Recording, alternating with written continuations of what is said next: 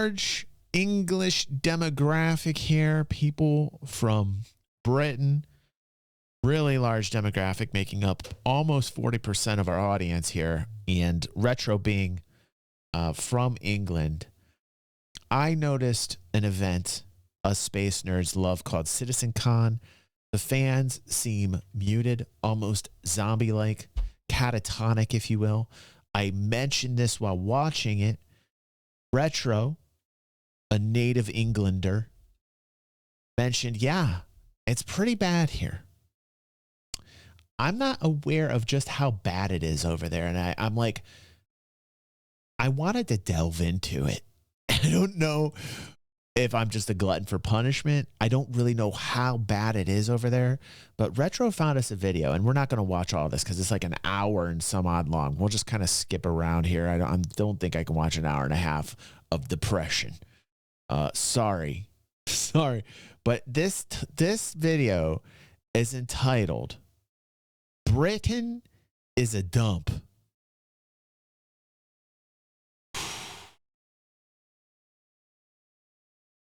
Oh boy, here we go. We got Brits right in. We got Brits in the audience right now watching with us. And my heart is extending out to everyone there right now. Let's watch and just see how bad it is.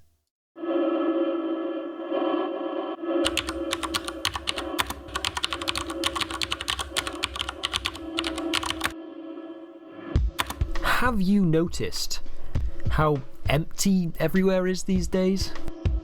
We're going to skip around, Fingers. Don't worry. Britain is quickly... No. This can't be. This isn't London. Is this like a burb? This can't be this empty. Where are we at here? Becoming a nation of nothing. A recent Cambridge University report finds the availability of parks, cinemas, train stations, public transport, GP practices, hospitals, mental health care, police stations, banks, cash machines, post offices, education facilities, theatres. It's a fucking ghost town. What is going on here? Oh my God. Soyo, who's from there, says standard town center. Retro says, yeah, I mean, my town center is like this kind of. That you guys call them town centers, okay? Swimming pools, museums, shopping centres, chemists, pubs and gyms have declined across almost all... I mean, there's portions of America like this. There's absolutely portions of America like this as well. Yeah, you know, Aether also from there says, this is the same for mine too. What are you guys going through? Yeah, we in the States, we do have quite a few places as well, but... When you see it like this, man, this is empty. This is craziness. Yeah, I guess, you know, it's kind of happening here too in the States. It really is. Brexit choked off the money. I felt like that's what was going to happen, Fingers. I really felt like that. I really felt like this was going to be an end result of that. So it says that the running joke is his town center is basically vape and charity shops. Dudes. I'm noticing tons of vape shops everywhere I go around here. English areas since 2014. Under the Conservatives, funding for local government has been cut by over half since 2010. With such I mean, here's your drugs to cope. I mean, that's what I feel like. You know, like you're seeing all these vape shops pop up and it's just like a sign of poverty. Like when you start to see more vape shops in your area, it's like your area is getting worse and worse because more and more people have to cope with like their surroundings being absolutely bankrupt and abysmal. I noticed that too. Fringy finances, councils have had to be very frugal with their limited budget, selling off billions worth of public assets just to make ends meet, and raising council tax higher and higher to pay for worse and worse services. And even then, many councils are going into debt just providing basic functions. And the cheap rents aren't cheap anymore, you know what I mean? Like cheap rents are actually astronomical. You know what I'm saying? Let's go. Whoa. What's going on here? What? Many councils are going into debt just providing basic functions. This is part of a wider economic policy pursued by the Conservatives over the past 14 years. One that was intended to bring down government debt. Cuts.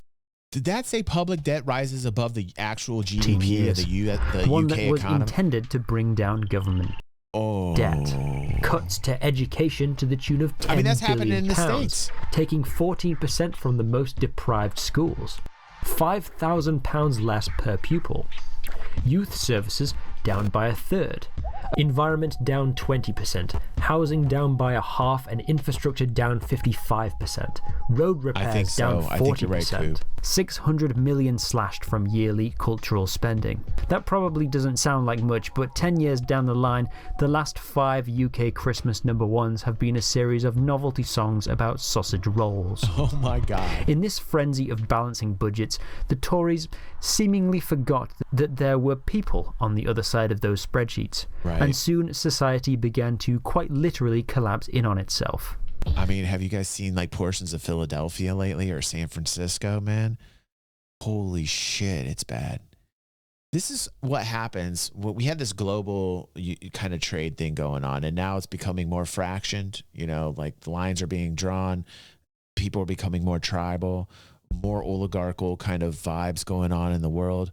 Like, I'm serious, guys. Like, do the best for yourself. Be your own party and try and own the world. Own assets. Like, whether they're businesses or whether it's crypto that you believe in, or stocks, or own equity, own gold. Like, these are the things, like, as I start to see things kind of fragment and people going more tribal mode, like, really kind of adopt this mentality where you have to do the best you can to figure out this game, because especially with AI coming in like this, it's going to start taking away jobs. It's already starting to take away jobs. I feel bad for anybody in IT, anybody that's coding, anybody that's doing customer service work. Pretty soon it'll be drivers.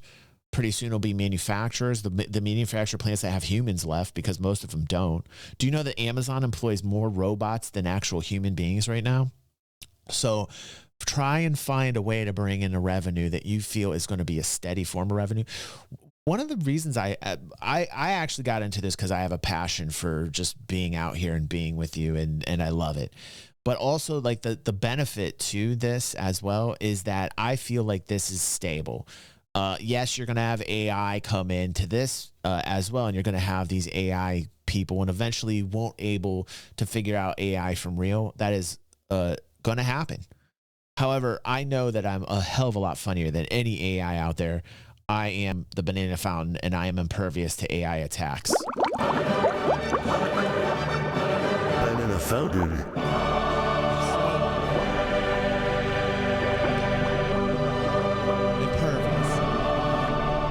Impervious to AI attacks. The thing is I know I'm entertaining, and I love it. You're welcome. Yes, sir. You're not gonna hate me.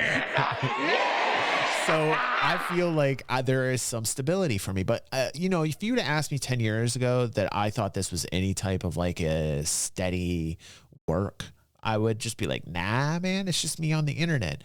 I still feel that way. Like, it's just me being me on the internet. But it's somehow what I do has transformed into an actual career that I feel like has stability to it, more so than my brother-in-law who's in IT, more so than my sister who's at the top of the food chain in a SaaS company. I feel like their jobs are more susceptible than this, which is crazy. That's why I'm trying to tell people, wherever you're at in the world, wherever you're watching me, try and figure out forms of revenue that you actually are passionate about, that you enjoy, and that you feel are kind of like bulletproof to AI coming in and taking over what it is that you do. Try to do the best that you can do. Right, Sorio? Algorithm survivor, bro. Just like the shirt that you got me, dude. Like, you gotta be an algorithm survivor. You have to figure out how to get to the point where you're doing what you like and you're making good money at it. And even if you're not making good money at it, something that doesn't have a ceiling, so that you guys can work to something where it keeps bringing in more, and then take whatever you can that, you know, pay off your debt. And once you've done that, take little bits of money and put it in something, put it in an asset and hold on to it, because the only thing that's going up right now are assets. I feel like we're going to have a giant melt up. Like, I literally think we're going to have a reverse stock market crash. I know it sounds crazy. It's never really happened before. Although the dot-com bubble, you could say the dot-com bubble was a reverse market crash. Primarily, that was speculation. I feel like now it's built into the fiat system and into the actual M2 supply, which is the money supply. They're like fiat is just coming out in abundance. And it's the only way that these governments can have a modicum of control over its populace is through the money. So instead of like continually like doing things that will make it difficult for you to survive, they try to create more money so that it feels like you can have the same existence that you do, but then you see everything inflate around you because the actual money itself deflates in purchasing power. So your groceries become more, gas is doing great here in the States. All of a sudden I'm paying like under $3 a gallon, which is crazy. I'm actually like, wow, but that's at the expense of the environment and all the money that you saw here in the UK based programs. It's gone now because we're becoming more tribal. It's not such a good thing, by the way. It really isn't, St Mary's Hospital in London has rotting floors, flooding, collapsing ceilings and sewage spilling out of the drains onto the outpatient ward. But St Mary's Hospital doesn't qualify for urgent investment to repair these issues because there are at least 5 other hospitals in worse condition and there isn't enough money to repair them all. One hospital in Cambridge is so dilapidated that it is unsafe to treat overweight patients on the upper floors. What? Did you see the look at these hospitals? Look at the conditions of your guys' hospitals. This would never fly in the States. Number one, no. Some of the buildings must be just so old that they're falling apart and there's no money for renovating even hospitals. Oh no, guys, our healthcare is off the chain, ridiculously expensive, but you would never see that in a hospital in the States. One thing I can say about our healthcare system, yes, it's expensive, but when you go into a hospital, they are clean AF. I don't think I've ever seen a hospital like that, Aether, in the States.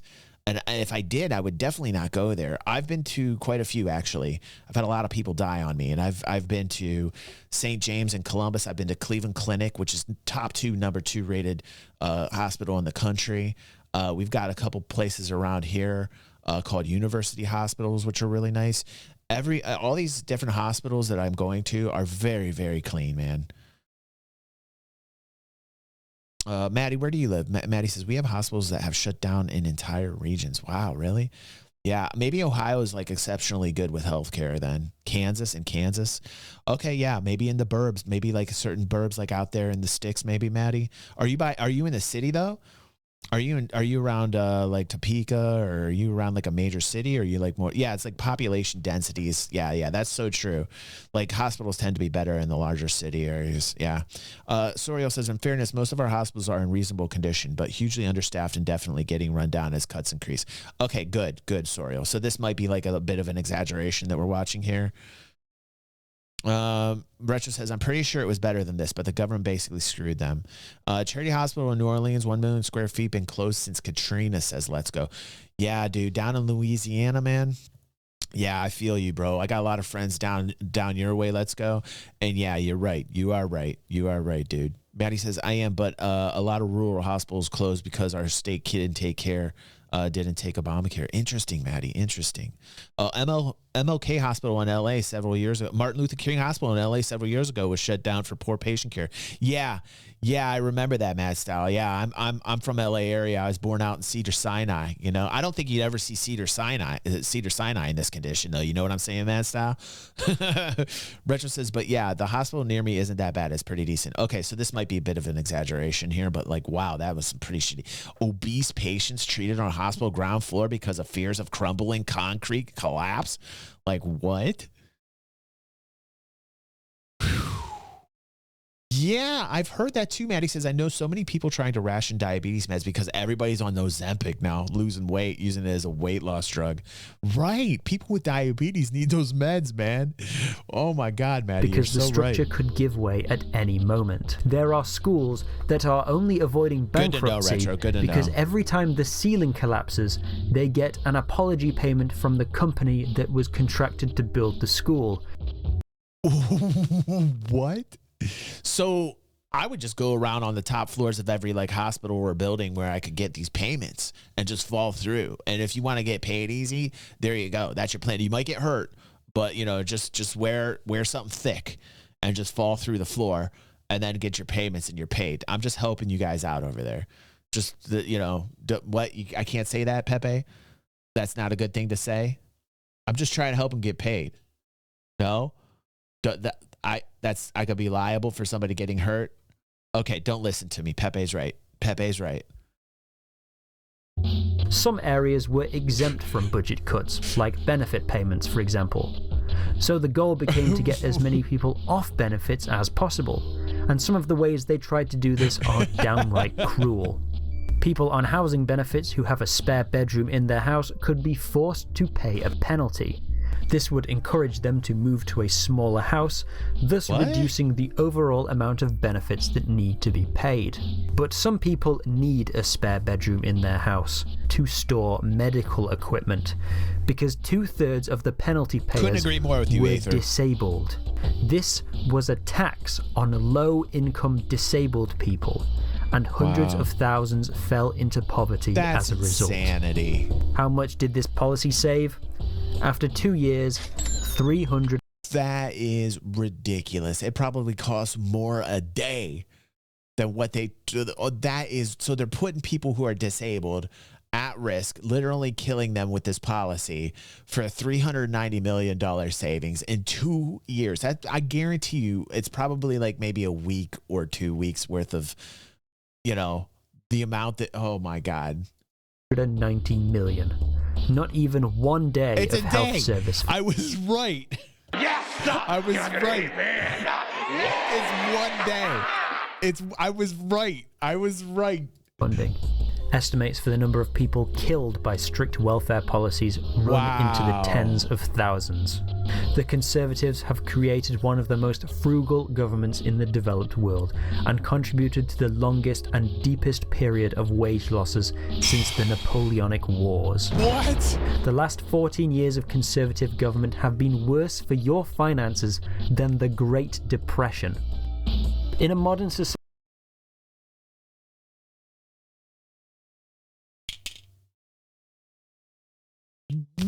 what?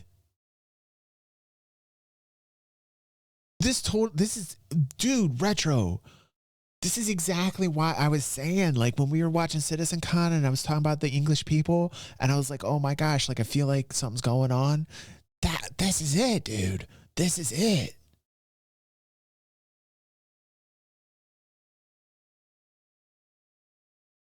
Oh man, my heart goes out, man. This is crazy. Society, when the government ceases to work, everything ceases to work. The British economy has seen no growth in the past 15 years. The median salary in Britain... Here's the problem. When you're cutting yourself off from global trade and you have less partners to actually trade and profit with, you become isolationist and you make less money for your country, no matter what country you are. It's just money. It's just it's just like basic supply and demand economy, man. When you start to fracture and you trade with less people, you have less possibility and less probability of making the money that you would if you were all trading together.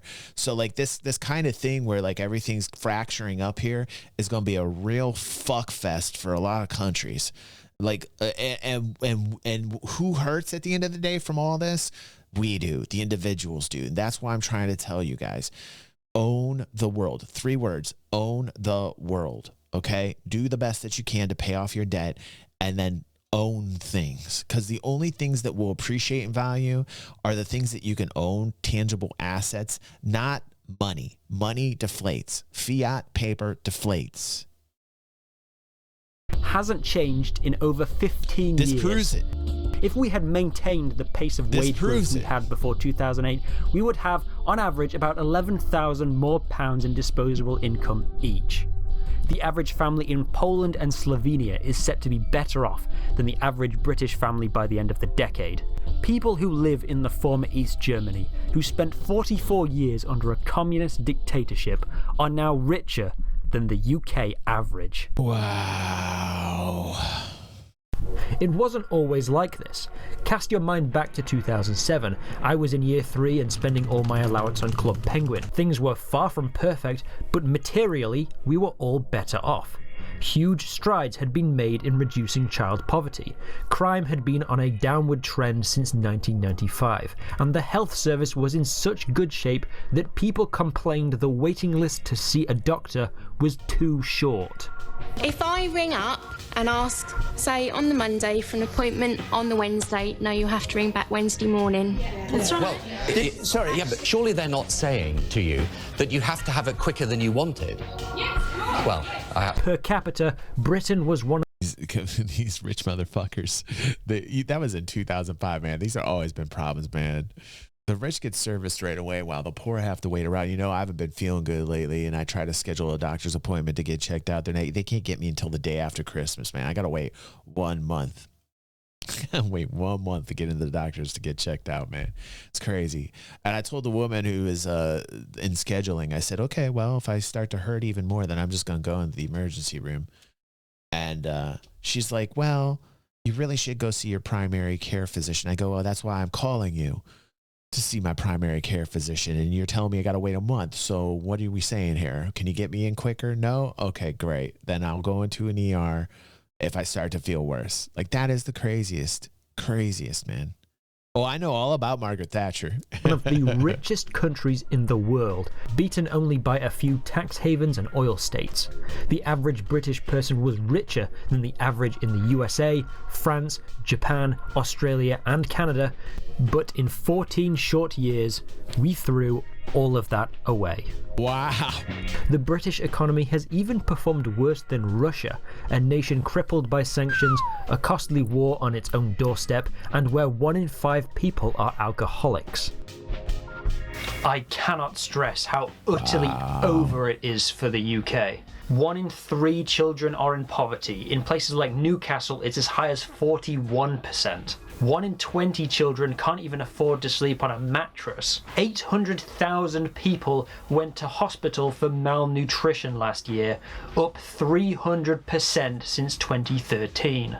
In 2010, the charity Trussell Trust delivered 41,000 food packages to struggling families. In 2023, it was 3 million, an increase of 7,000%.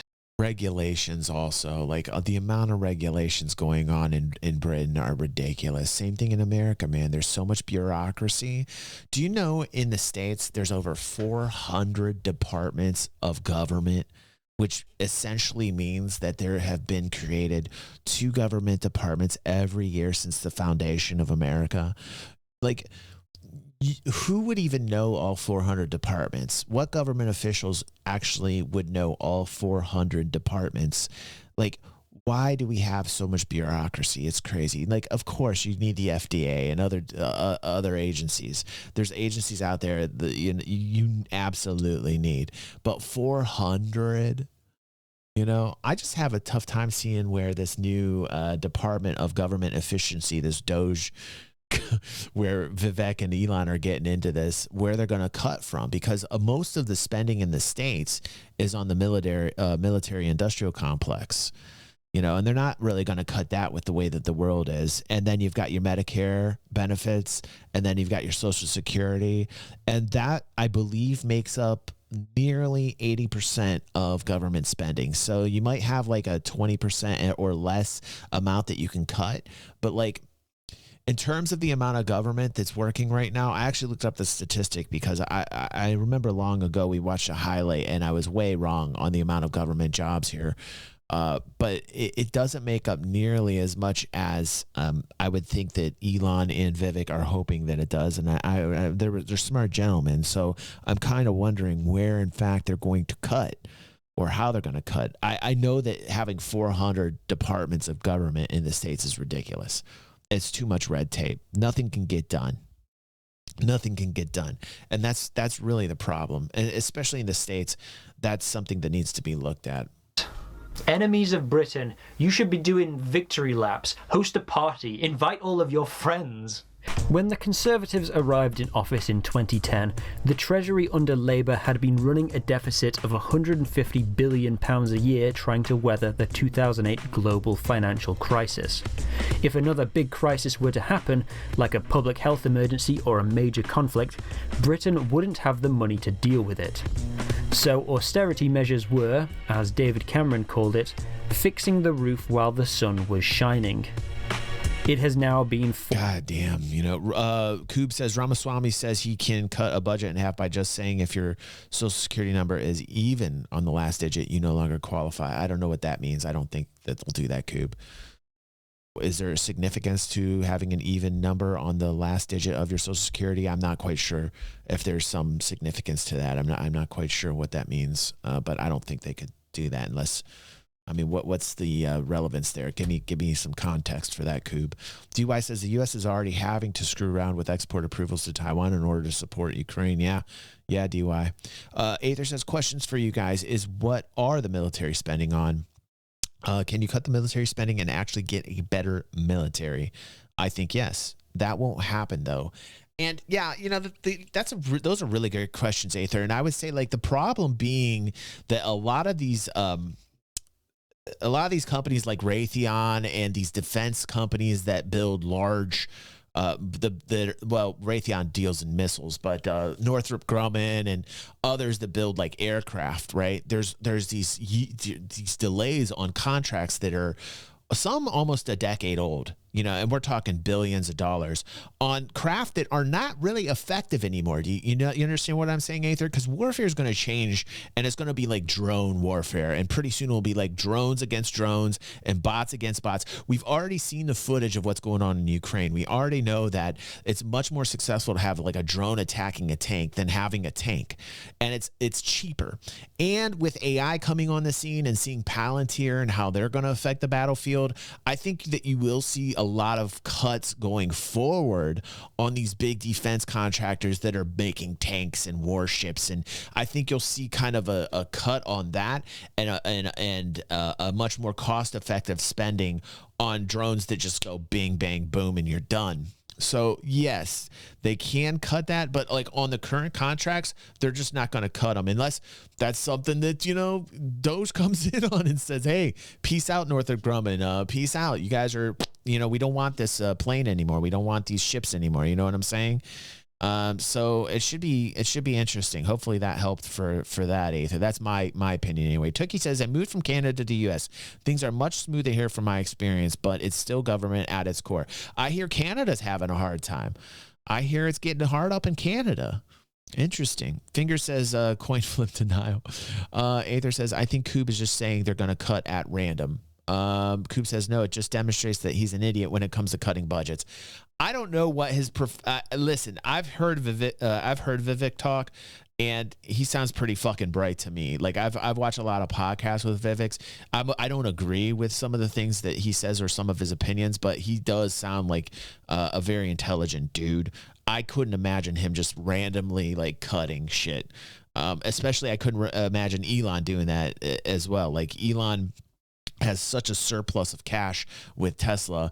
It's like, in terms of business, if anybody's going to like balance a budget, it would be Elon, just based upon Tesla's performance and what I've seen him do with Tesla. And they're a juggernaut in terms of what they've done. It's ridiculous. Matt Sal says, military do not know where a lot of the money is going into. That is the big problem. And that's the bureaucracy of it all. There's so much paperwork and tapes and contracts going around that I absolutely agree with you, Mad Style. Nikki says, bye, fam. Time for work. Peace out, Nikki. Be an awesome manager today. Let's see what else we have here. Cuts will cause hardships, period. No way around it. It will for some people. Yeah. Those people with that are working for larger defense contract companies, those people that have government positions that will get cut. Absolutely. But I do think there's a lot of fat to cut in certain areas. It's just where you're going to cut. And in terms of like these programs that we have, like I said, the primary source of American spending goes to military industrial complex, Medicare, Medicaid, and Social Security. And they're not going to take any that way. And I'd be surprised if they cut anything from the military spending. Trump's like big into military spending. And in these times, as uncertain as they are, if anything, there'll be an increase in spending. You know, I can't imagine it just going the other way right now with the state of the world and everybody kind of fracturing here. Aether says, you're wrong on this, Deej. Do you want to know why? Because they have to get rid of people. We are their biggest liability. They're sending as many people to the front lines as possible as meat shields. Yeah. You know, they I can't disagree with you on that. Like always the old send the young to die for their money, for their Scrooge McDuck piles, you know. Let's see here. Ross says, faith in Elon, boy, he's setting stuff up for disappointment. I don't know, Ra. I'm just looking at numbers, you know, right now in terms of Elon and what he does. It's been proven time and time again, you don't fade Elon. I mean, like, I've seen it in all the companies he has, man. Like everything the dude touches makes money, you know. Like you could not like Elon personally for whatever opinions he has. He has like some opinions I don't agree with whatsoever. But in terms of like, you know, the businesses, guys up like 19 to 24 hours a day, man. Guy's fucking relentless, you know, like for real. Retro says, see you later. Hope it goes well. Who you saying that to? Retro, you stick around. You found this video, bro. DY says, we're almost guaranteed a conservative government come next year's federal election. I mean, look what happened here in the States, man. Giant red wave, giant red wave, you know, like, I mean, they won everything. They won everything, man. We haven't seen this since Reagan. 14 years since the Conservatives took office, 9 years since they shook off the Liberal Democrats and governed alone without compromise. Yet the roof was never fixed. Things did not get back to normal when the deficit was under control. And when it did rain, it rained hard. Our crippled island stood no chance against the tumultuous 2020s. The Conservatives justified their budget cuts economically with a 6-page research paper called Growth in a Time of Debt, which suggested that too much debt would severely hamper economic growth and recovery from recessions. Needless to say, this paper was fraught with errors, including an Excel typo which threw off all the calculations and drastically overemphasized the results. Even the writers of the paper eventually said that the paper was wrong, and a revised version of the study revealed that austerity policies were much less effective than first thought. But that doesn't matter to the Conservatives anymore. They stopped pursuing financial stability long ago, and are now engaging in a nefarious social re-engineering program that specifically targets the poorest areas of the country. That sounds like some kind of left-wing conspiracy, but no, they openly admit to taking from the poor to give to the rich. I managed to start changing the funding formulas to make sure that areas like this are getting the funding that they deserve. Because we inherited a bunch of formulas from the Labour Party that shoved all the funding into deprived urban areas, then that needed to be undone. I started the work of undoing that. But is that the end of the story? After all, we're only 10.81% of the way through the runtime of this video. Jesus. It turns out that many of our nation's problems are actually decades old, and when the Tories quite literally ripped up the social foundations of the nation, they brought all of them out into the open at the same time. A cacophony of catastrophes, aren't we lucky? If you live in Britain and you're around my age, you probably scarcely even remember living in a world outside of late trains, littered streets, shuttered shops and crumbling schools. My viewer base is mostly 18 to 30-year-olds who for the first time in a century are more likely to be living with family than having their own home. You should be out enjoying your 20s, throwing parties, having loads of sex, making a name for yourself. Yes. How is that possible if you're stuck in your childhood bedroom, still with your Mr. Men bed sheets from when you were... Yeah, man. Yeah, it's scary. It's scary. It's scary. Were a kid, subject to your nagging parents, the only other options giving away like half of your income on rent, or getting locked into a 35-year mortgage on the most boring house you've ever seen. That's not projection, just in case you thought it was. You probably didn't, but just in case that you did. Don't blame yourself. You're not a failure.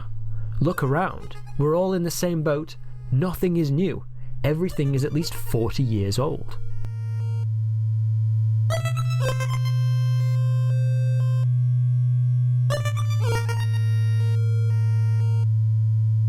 Houses are so damn expensive these days. I mean, just take the words of the Joker here.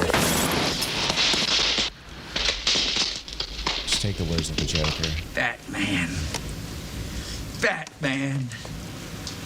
Can somebody tell me what kind of a world we live in where a man dressed up as a bat gets all of my press? What does the town need?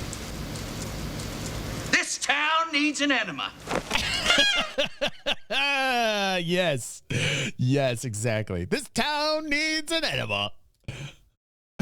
Days. The average house price has increased 224% since 1990, far outstripping wages over the same time period.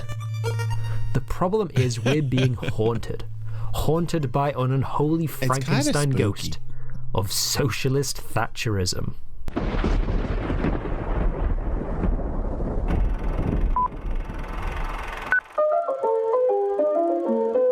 No building, please. We're British. In the 1930s, it was really, really cheap to build stuff. Interest rates were low, making it easy to borrow money and invest in new construction projects. You didn't need to ask permission to build. If you owned the land, you could build anything. The only rules were that the structure needed to be safe and well ventilated.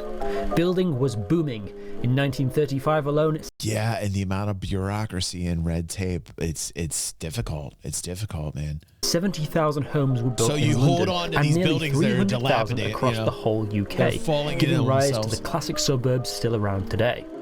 Construction became As their 17% population of declines. the UK economy and accounted for a third of all economic growth in this period. A lot of people didn't like this. The socialists within the Labour Party didn't like that private capitalist developers were dictating the national housing policy.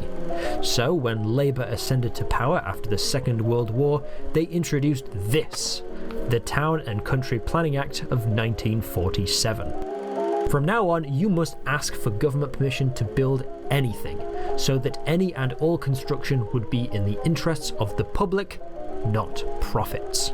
Everything must be built with the approval of the local residents. The government, in theory being the representative of the local residents, could just give themselves planning permission, and for most of the post-war era, it was they who built most of the nation's infrastructure.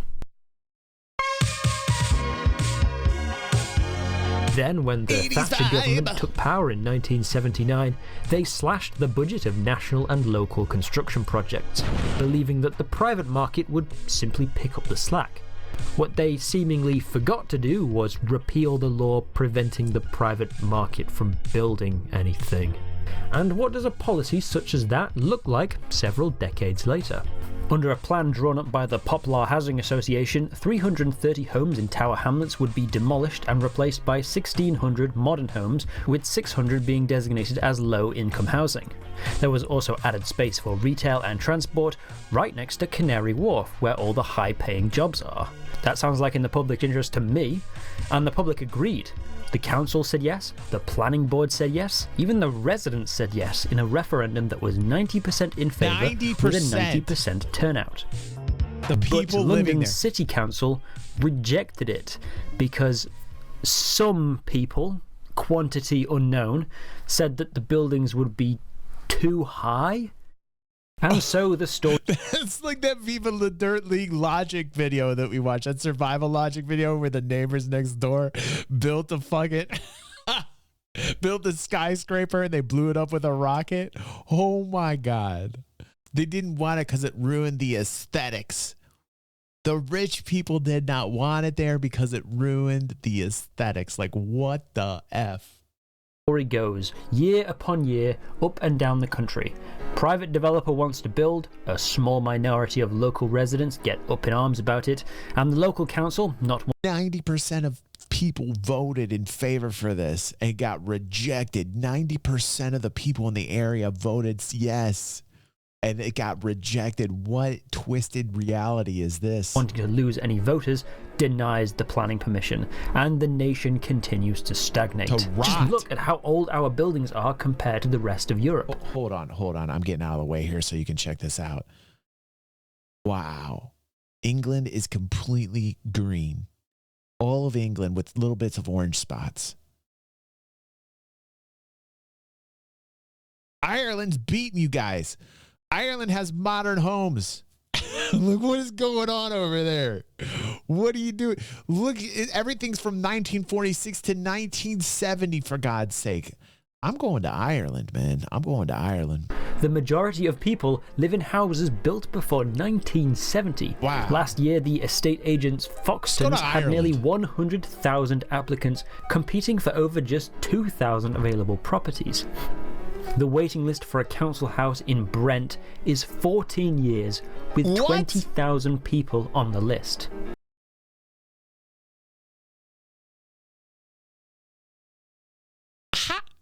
This has got to be a joke. 14 years? Are you kidding me? Why? How is this even possible? This is ridiculous. This is ridiculous. And as in all cases where supply is limited, those with deeper pockets always win. You know, I'm a pretty calm, rational guy, but I smell like revolution, you know? I smell like a renaissance on its way. You can't, that's ridiculous. You can't run a country like that. You can't be a country. You can't be unified waiting 14 years for a new home. That's the winds of revolution. That's craziness. I mean, Jesus. It's almost like you guys are living in a dictatorship. It's like you guys got the CCP or something there, man. Like, what the fuck is going on? If you ever do manage to escape that tier of the history classroom poster, you get locked into a 35-year mortgage, enslaved to a bank, giving away half their paycheck to a landlord who is oftentimes an actual lord, paying off a house that was built in 1925. The streets of Strasbourg and Frankfurt, even Warsaw and Prague, are filled with boutiques and small businesses. I say that here too in the States, man. Like, I just never feel like we're properly represented in our own government. Like, it seems to be that way here too, man. It just seems so extremist and polarized anymore these days, man. That's why I'm saying to people all around the world, be your own political party. Do for you. The world is fragmenting and becoming more tribal. And really my advice is to stop worrying about all this shit and focus on yourself. Focus on making sure that everyone you love is taken care of. Number one. But when you live in an environment like this, you can't help but like have to worry about these politics. Like in America, there's spaces where you can go to and it's like, fuck it. I don't think you have those places over there. Feels like it's all just very like a pot waiting to explode. I don't know how anybody over there is dealing with this right now. That seems unbelievably unfair. Like everything, this seems, I can't even believe this. I did not know all these statistics. I did not know this was this bad over there. As somebody from the States, I didn't have a clue it was this bad over there. I don't know how you guys are living under conditions like this. This is absolutely ridiculous. And cafes. On British streets, you will find nothing except Greggs, a WH Smith, or a betting shop if you're lucky. Independent businesses are priced out. Entrepreneurialism in Britain today is mostly drop shipping and ticket scalping. This is why we are thousands of pounds poorer than our German counterparts. Wow. We are the only country in Western Europe that is like this. And Germany's not doing that great economically either. Spain has built over 10 high-speed rail lines since 1992, most of them much longer than HS2. In fact, for €30, you can get a first-class ticket with a 2-course meal included with any journey over 2 hours. Why can't we have that? It's not a one-off novelty that gets featured in a Tom Scott video, it's a normal thing that normal countries have. And we don't have it. Wait a second. There's no public transportation there? Are you telling me that the States has better public transportation than England? Like, when did that happen? What?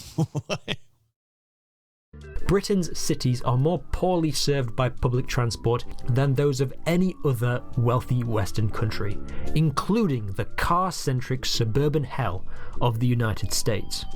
Brescia in Italy, population 200,000, has a fully automated metro line built in 2013, with plans for 2 more. Leeds, population 500,000, is the largest city in Western Europe without a light rail or metro system. It may have something to do with how the bureaucratic inquiries required to construct a new tram station can cost more than the inquiry into the Iraq War. A small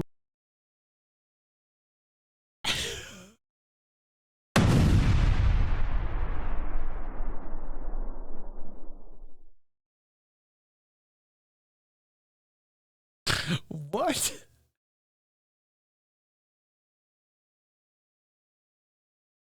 If you're in the government and you see this information in front of you, how can you not just like flinch? Just be like, oh shit. Like, as a human being, that particular fact right there, I would be like, all right, guys, I'm moving. Like, I gotta get out of here. A minority of local residents have the power to block any and all development, even if it's for the betterment of society. Let's go watch the Let's Go. Even if they benefit, like vetoing vital flood defenses that could stop their homes from being destroyed because the defenses would look hooked right now. Kind of ugly. House building targets have never once been met since they were introduced 23 years ago. Not under the Tories, not under Labour. So instead, the Tories just abolished the targets. Which looks to me like turning off your smoke alarm just because you don't like the noise that it's making. The houses that do get built are poor quality, cramped, ugly, and lagging behind our European neighbours. They have to comply with the silliest of regulations, such as absurdly small window sizes. That's kind of small. This regulation apparently exists because climate change might make people want to open their windows more so they can get some fresh air. And wait a second, what? Small children could fall out of them. Instead of making windows small. Wait. What insanity is this right now? Do you guys have a problem with infants or small children opening the windows and just jumping out randomly? Like, what kind of rule is this? You can't have large windows because of the fear of babies jumping out of windows. Like, what is this?